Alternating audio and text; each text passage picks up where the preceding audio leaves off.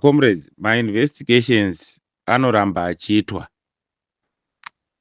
Hatirwi nemuvengi tisina basa rema investigations ratinoita. Isu pano taakukuudzai because we understand kuti the instruction yakatobuda kudhara kuti wanoda musoro wedu. Saka tinosiya takuudzai chokwadi kuti munge muchiziva. After Traore record a video about Mai Muchinguri,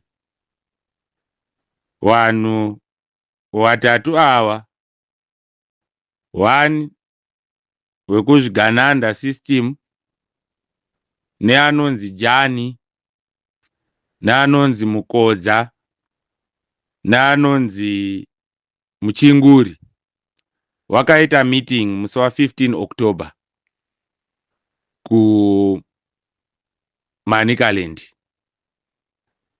Meeting iyoyi yo chinzi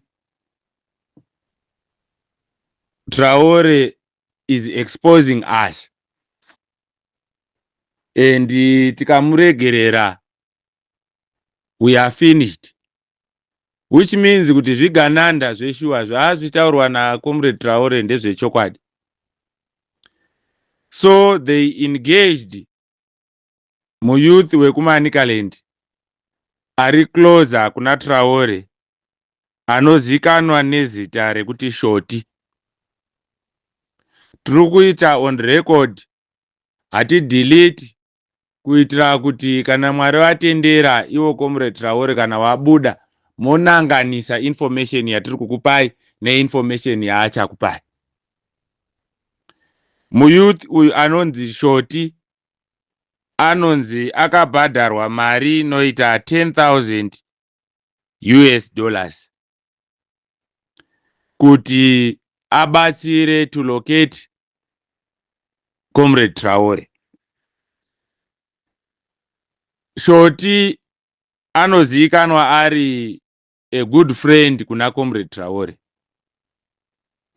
Wagara wano communicator and he knows pana Comrade Traore each and every day. Saka Shoti visited shamwari yake kuHarare achiti taita mari. Waita mari, wakomana ava wakazotandarawo zvinoita munhu wese kumabhawa wachinwa doro. Wamunzira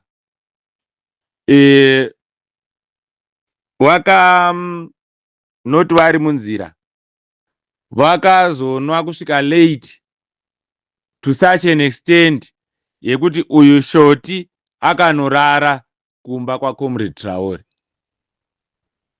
Ndio information yatiri kupiwa.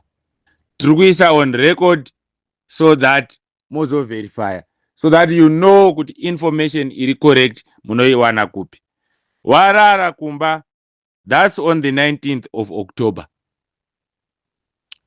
Kubva ipapo pakaenda Shoti, Comrade Traore ma movements awo akatanga kuwa monitored.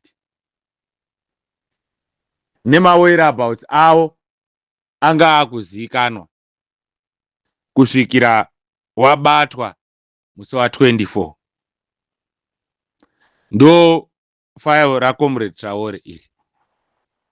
More files tichakupai kana information iri correct taanayo.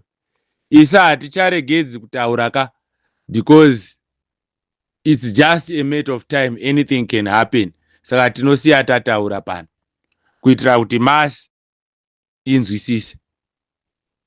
Then mamwe mazita amunenge muchipiwa, yes, they can be compromised somehow.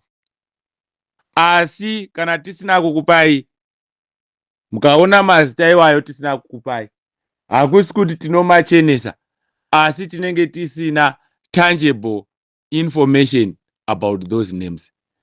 Aya mazita atakupai aya ndio information yatinenge tiinayo. Saka tapota rambai makabata.